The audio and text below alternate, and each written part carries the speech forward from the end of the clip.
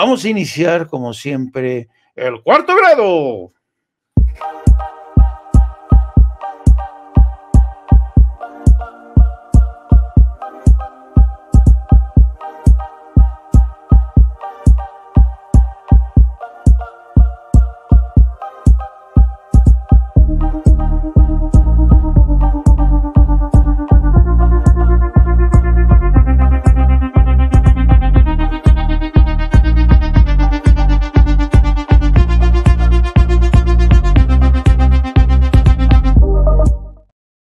Muy buenas noches, querida Jazz.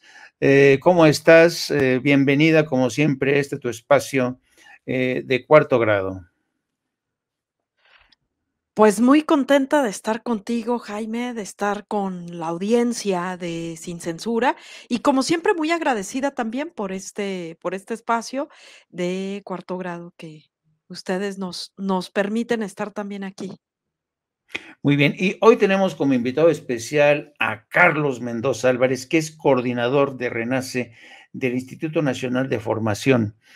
¿Cómo estás, querido Carlos? Seas bienvenido. Bien, muchas gracias, buenas noches. Un agradecimiento por la invitación. Sabemos que siempre este espacio es imprescindible para quienes militan en la Cuarta Transformación. Muchas gracias.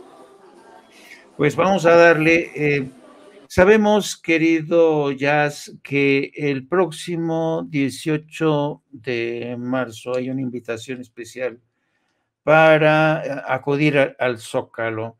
Eh, eh, yo creo que a veces es importante, y lo digo como periodista, tenemos la obligación a veces de revisitar el pasado, los hitos históricos de este país, porque si nos olvidamos del pasado, ¿sabes? Estamos condenados a repetir los mismos errores, ¿no?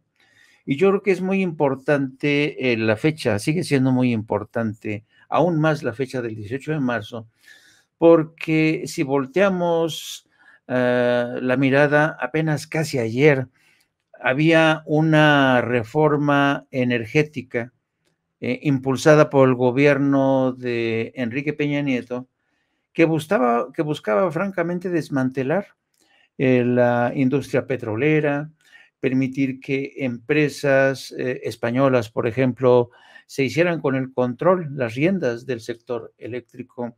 Entonces yo creo que es no solamente indispensable, es necesario recordar estas fechas que algunos se han empeñado en minimizar, en presentar como vestigios de la historia que no nos han servido para nada. Pero yo creo que todo lo contrario. Yo no sé si coincidas con esto, querida Jazz.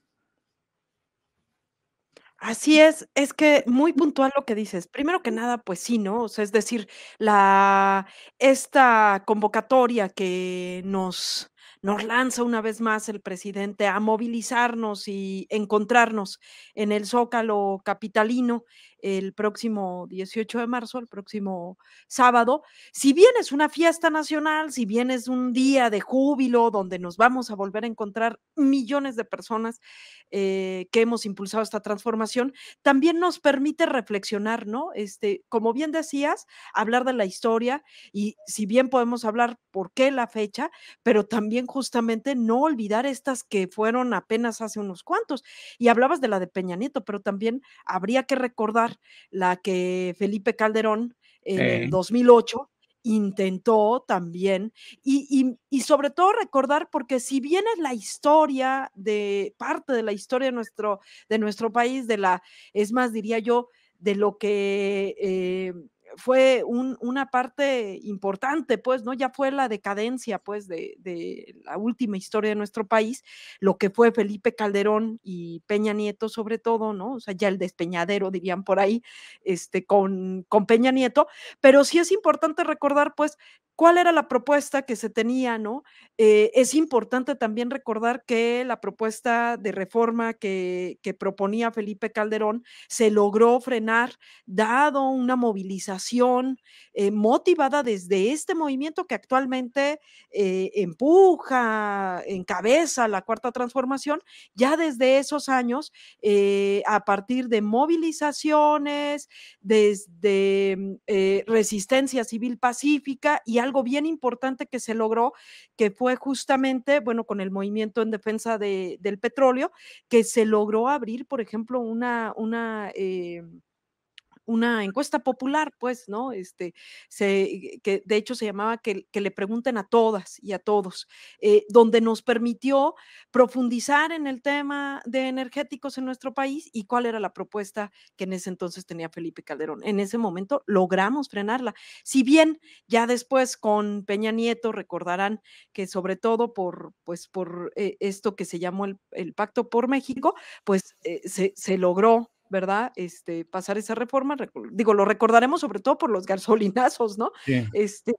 Y es esto justamente lo que hay que recordar, y es esto el llamado del presidente, ¿no? O sea, si bien a encontrarnos ahí, reencontrarnos con nuestra historia, reconocernos en nuestra historia, saber que no es de hoy, que no estamos mintiendo, que no es una ocurrencia del presidente, sino que tenemos historia, que tenemos mucho que celebrar, sí, que mucho nos ha costado, pero que también tenemos mucho que defender, mantener y todavía mucho camino por recorrer, ¿no? Sí. Carlos, ¿qué tan importante es hablar de soberanía energética en momentos en que desde la derecha, desde las grandes corporaciones nos dicen que ya no tiene sentido hablar de la soberanía energética, de la independencia energética del petróleo, por ejemplo, porque las energías limpias ya están a la vuelta de la esquina? Y ese precisamente ha sido el discurso de partidos como el PAN, que ha dicho que es un absurdo seguir apostando por combustibles fósiles, que es una locura del presidente haber comprado la refinería de Deer Park en Texas o de haber construido Dos Bocas. Por tanto, el presidente está apostando por el pasado, se ha equivocado de rumbo, porque según dice la derecha, las energías limpias ya están aquí, hoy. Sí, pues ya están aquí, pero también tiene que ver con un tema de soberanía energética, y lo que ellos tienen es que equivocan el camino una vez sí y la otra también.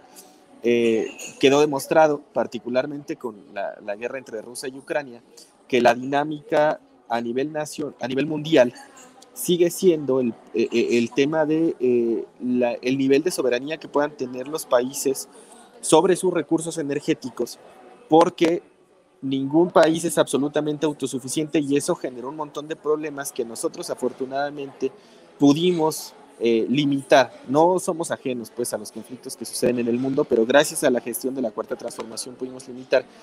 Y es fundamental no solo las acciones que se están llevando a cabo, sino los ejercicios de pedagogía política que podamos llevar los militantes de la transformación, para que a nivel de piso, a nivel de calle, colonia, nuestras compañeras, nuestros compañeros entiendan la relevancia y la significación que tiene concatenar los eventos del 18 de marzo y la expropiación petrolera con el gran trabajo que está haciendo la Cuarta Transformación en materia energética y con la nacionalización del litio. Sabemos y entendemos que las energías limpias están presentes, pero que también el gobierno de la Cuarta Transformación ha invertido como nunca en energías limpias. Eso no lo dicen, y lo que no dicen es que la Comisión Federal de Electricidad generaba más energías limpias que todas las empresas privadas que tanto estaban queriendo defender cuando estábamos en la discusión, ¿no?, de la reforma eléctrica y de la reforma energética. Y otra cosa que no se dice es que pues están contentos porque la oposición llenó una vez el Zócalo. Bueno, pues es algo que desde el movimiento hemos hecho decenas de veces, por lo menos que yo recuerdo de manera consciente haber participado en las primeras en el 2004, cuando el desafuero. Nuestros problemas nacionales, una gran ventaja que ha tenido nuestro movimiento del presidente López Obrador, es que sabe cómo politizar las problemáticas, sabe cómo con dos frases resumir la gran problemática nacional y hacer que la gente en las calles entienda la importancia que tiene defender los temas.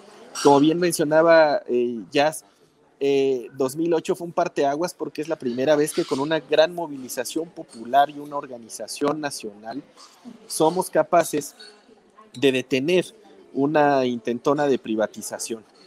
Y a pesar de que haya avanzado la propuesta de reforma energética de Peña Nieto, pues en los hechos está detenida y la soberanía energética de México avanza a pasos agigantados. Lo que tenemos que hacer es una fiesta, porque lo que hay es una defensa de la soberanía del país. Y vemos lo importante que ha sido, por ejemplo, con estos dichos y declaraciones que están haciendo los conservadores, senadores del Partido Republicano en Estados Unidos, y la respuesta tan fuerte que tiene el presidente. Bueno, pues es que esto también tiene que ver con el nivel de intereses que ha trastocado la Cuarta Transformación, que antes se le asignaban a los privados, se privilegiaba los intereses de unos cuantos y ahora se privilegia el interés del pueblo. Pues por supuesto que también tiene que ver eso con los dichos de los senadores republicanos. Y bueno, pues hacer una invitación a quienes nos ven, a quienes nos escuchan, de participar activamente el sábado 18 de marzo. Va a ser una fiesta nacional. Vamos, como en 1938 a celebrar, como en 1938 se celebró la expropiación petrolera, ahora vamos a celebrar la nacionalización del litio, y pues es un mensaje absolutamente simbólico de lo que la Cuarta Transformación ha traído a este país.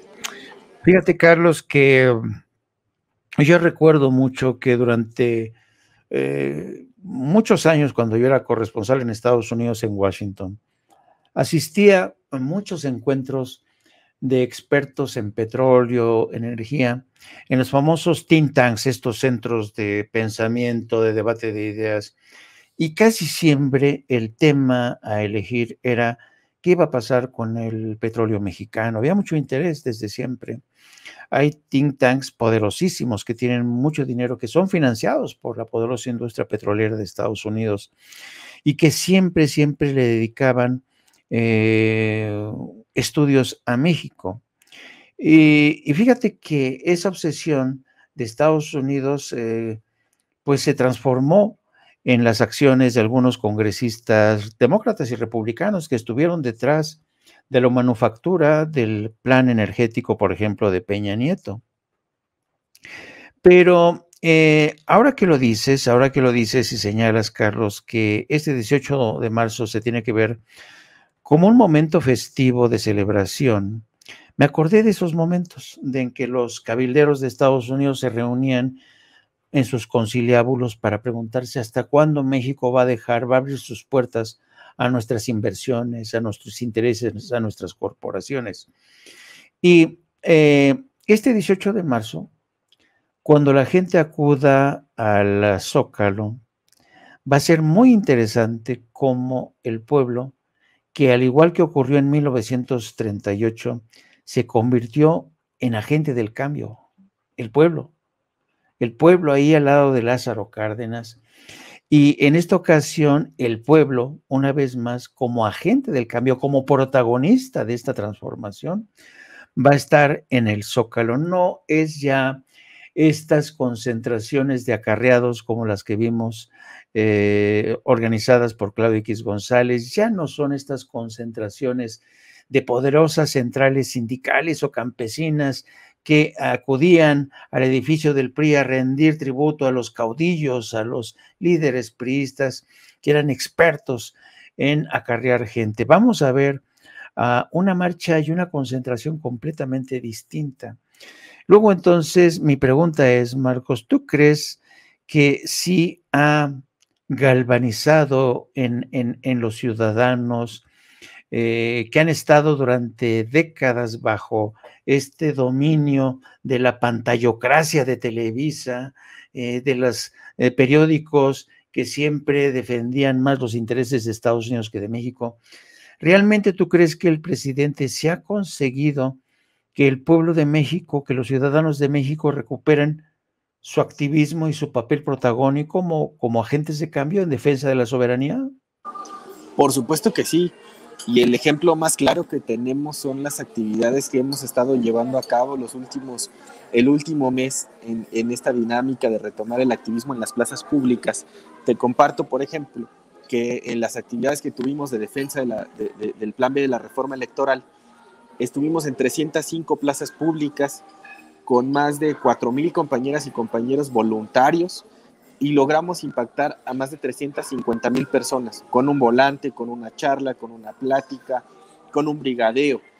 Rumbo al 8M logramos la mitad de eso, 105, 120 plazas públicas, con más de 1,500 voluntarias y voluntarias para nuevamente pues ganar la narrativa. Y justo para invitar a esta concentración del 18 de marzo en el Zócalo de la Ciudad de México, este fin de semana pasado, logramos estar presentes en los 32 estados, en más de 200 plazas públicas, con más de 350,000 personas impactadas, ya sea con un volante, con una charla. Tuvimos actividades además en plazas públicas donde nos acompañaron historiadoras, historiadores, economistas, gente que conoce el tema, platicamos de historia, hubo festivales, una participación amplísima del pueblo de México, y eso no se hubiera podido lograr sin el ejemplo del presidente López Obrador. Entonces, no solo en los últimos 2 fines de semana logramos en todo el territorio nacional algo el doble de lo que la oposición está muy orgullosa, y es su máximo logro en los últimos años, en la última década, me atrevería a decir, sino que al Zócalo va a llegar gente que ya recibió un volante, que sabe qué estamos haciendo, que sabe a qué va, que va en defensa de la soberanía de su patria, no con desinformación, no con campañas falsas, no con mentiras, no con tergiversación de la verdad, sino con una absoluta responsabilidad patriótica y con el conocimiento de que está defendiendo la soberanía de su país. No es un tema cuantitativo, que también en lo cuantitativo nos lo llevamos de calle. Es un tema cualitativo, la gente sabe a lo que va, sabe qué va a celebrar, conoce qué pasó el 18 de marzo, habla de la nacionalización del litio, habla sobre la reforma eléctrica, sobre los avances de la Comisión Federal de Electricidad, sobre los avances de Pemex, sobre el avance con el tema de la nacionalización del litio. Es decir, cualitativamente estamos junto con el presidente logrando un salto histórico en el nivel de conciencia de la clase trabajadora y del pueblo de México. ¿Tú crees, Carlos, que la gente es consciente de que la nacionalización del litio es tan o quizá más importante que la nacionalización del petróleo? Por lo que nos hemos encontrado en la dinámica de plazas públicas, sí, es una fiesta. La gente celebra que se haya nacionalizado el litio porque además se entiende, porque hicimos también un trabajo muy importante que, por ejemplo, el golpe de Estado en Bolivia tuvo mucho que ver el tema del litio y el intervencionismo extranjero. Entonces, en México hay un pueblo informado, que está consciente, que está feliz y que además está dispuesto a defender ese triunfo, porque si bien la nacionalización se ha dado ahora, pues no estamos exentos a una contrarrevolución, no estamos exentos de un movimiento reaccionario capaz de tratar de terminar con este avance, y la gente está consciente de eso, la gente de nuestro movimiento está consciente de eso. Desde luego que nos falta mucho trabajo de quien no está, digamos, en el círculo rojo del movimiento, lo conozca y esté informada, pero estamos dando pasos agigantados para lograr eso. En 3 fines de semana, casi 1 millón de personas impactadas con este tema, que es una cosa maravillosa lo que hemos conseguido, con el apoyo del movimiento, con el apoyo del Instituto Nacional de Formación Política de Morena. Wow, es una cifra impactante, ¿eh? 1 millón de personas, wow. Pero me pregunto también si ustedes se han de topar con bolsas de resistencia, con gentes que incrédula, que sigue creyendo que le siguen metiendo el dedo en la boca, por decirlo amablemente. ¿Qué crees? Que muy pocas. O sea, de los reportes que hemos recibido de los estados, la queja no tiene que ver con materia energética, no saben. O sea, cuando nos dicen, bueno, ¿qué importancia tiene el litio? Bueno, pues si tú te la pasas 8 horas, 7 horas en la pantalla de tu celular, pues esa es la importancia que tiene el litio. Si tú tomas el transporte público, si tú tienes vehículos, si tú eres un comerciante que transporta mercancía, pues ahí está la importancia de haber comprado Deer Park, y ahí está la importancia de haber construido Dos Bocas, que va a empezar a producir ya en muy poco tiempo, y que eso nos va a permitir mantener o reducir incluso el precio de la gasolina. En realidad hay muy pocas resistencias, y lo que hay de resistencia es por campañas mediáticas de desinformación y de mentiras, ¿no? Un ejemplo muy claro, de repente alguien nos reclamaba sobre el precio del huevo en una jornada de información sobre la reforma del plan B de la reforma electoral. Bueno, pues es que eso es lo que han estado posicionando, porque ya no Claro. les quedan otros temas, ¿eh? La gente ya no les cree. Fíjate que es fascinante cómo esta labor realmente es una proeza lo que están haciendo, y te voy a decir por qué, porque además para mí se me hace, porque seguramente hay quienes los critican por ser gente que se dedica a adoctrinar al pueblo, ¿no? A tratar de engañarlos, ¿no? Con la prédica del señor presidente, pero hay que reconocer una cosa. Andrés Manuel López Obrador fue un hombre que a pesar de tener los momentos más duros, a pesar de los reveses sufridos, fue un hombre que se caminó, que se pateó el país, municipio tras municipio, plaza tras plaza, pueblo tras pueblo.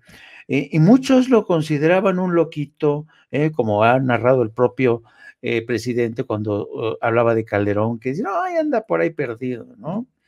Y hay veces que la gente no alcanza a dimensionar el impacto que puede tener el estar platicando en directo con la gente. En Estados Unidos hay una cultura de politización que se llama, en Estados Unidos se le conoce como el canvassing con V, canvassing, que es ir tocando de puerta en puerta, platicando con la gente, que puede ser que a lo mejor esta gente no esté de acuerdo contigo, pero lo importante es que te abra la puerta. Y entonces es ponerle las razones, porque es importante recuperar la soberanía energética, porque esta historia de que la energía verde es mejor y que ya no vamos a utilizar gasolina, que los motores de gasolina ya no van a funcionar, los motores de combustión interna van a desaparecer mañana. Es importante platicar con la gente, porque la gente reacciona mejor en el cara a cara, en el encuentro. Por eso yo encuentro fascinante este esfuerzo. Créanme que yo de verdad, y qué bueno que todos ustedes, empezando por Jazz, todos ustedes son jóvenes, algunos no tanto, pero la gran mayoría de ustedes son jóvenes, porque es una labor realmente fatídica, es una de gran esfuerzo andar caminándose, a veces enfrentándose, ¿saben? Con pues el descreimiento de la gente, ¿no? Pero yo creo, a tenor de y ahí vemos el resultado de la obra de las caminatas de López Obrador, puerta a puerta, pueblo a pueblo, lo llevó a la presidencia. ¿Por qué? Porque se dio cuenta de la importancia que tiene la gente de a pie. La gente que los de la cúpula creen que los pueden controlar a través de las pantallas de televisión, de las primeras planas de los periódicos, de las radios, grandes cadenas radiales. Así es que yo creo realmente que esto es un esfuerzo, es un convencimiento personal. Vale muchísimo la pena, vale muchísimo la pena. Yo no sé si quieres agregar algo, querida Jazz. Pues nada, enfatizar justamente que, justamente esto de lo que habla Carlos y esto que tú, haces estos matices, ¿no? Es lo que ha hecho, pues, de este movimiento único, ¿no? El movimiento de regeneración nacional, justamente, esa ha sido su génesis, ¿no? O sea, es decir, estar en las calles, acompañar la lucha, y sobre todo, bien importante esto que de lo que estamos hablando, pues, ¿no? O sea, partir desde las realidades de la ciudadanía. Muchas veces estos que implantan narrativas, campañas, opositoras a la propuesta del gobierno federal, parten desde universos paralelos, ¿no? Te hablan de sus propias realidades. La importancia justamente de estar en territorio, platicando con la ciudadanía, encontrándonos entre iguales, y enfatizando la importancia de este gran proceso de transformación donde pone al ciudadano, a la ciudadana, en un papel protagónico, no solamente de espectador, sino necesitamos que su participación sea activa. Por eso la importancia de tenerles informados, con argumentos, espacios como este, ¿no? Lo hemos planteado desde aquí, donde puedan tener elementos que permitan tener un análisis de la coyuntura, más allá de, como dices, esto del adoctrinamiento, ¿no? De Sí. ir a decir solamente, sino que permita tener elementos y que con esos elementos los contrasten con su realidad y puedan tener un criterio propio que les permita ser el protagonista de esta transformación, ¿no? Justamente hablar de soberanía nacional es hablar de tomar las riendas de las decisiones que están ocurriendo en el país y, bueno, en este caso, por ejemplo, tomar todo, ¿no?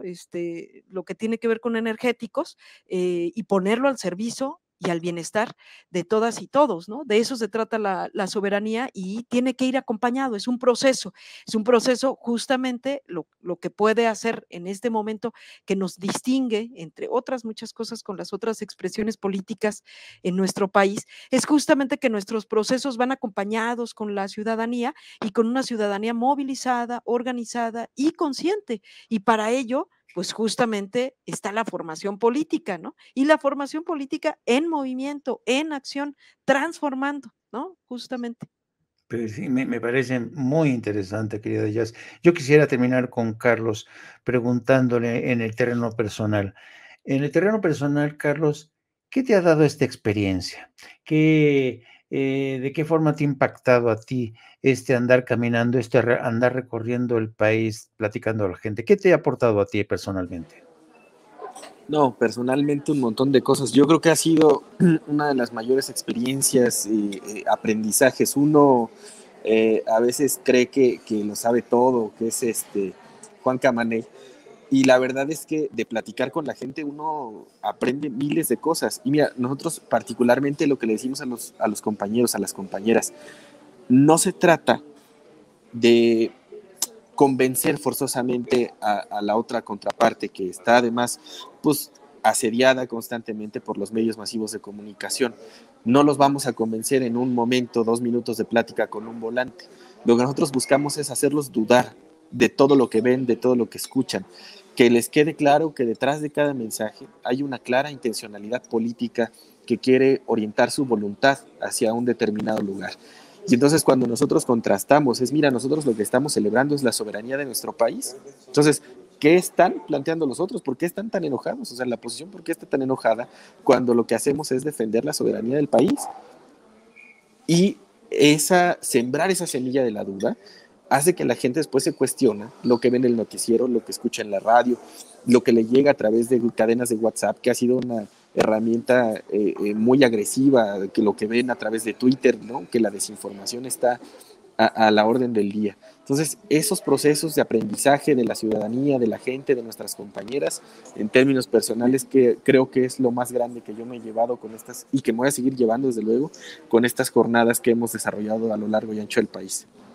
Fascinante, fascinante, de verdad, Carlos, de verdad que es enriquecedora esta experiencia que no se había visto antes, ¿eh? Este es un ejercicio inédito, realmente, la politización, patearse las calles, es algo del activismo político que realmente se había visto poco en México.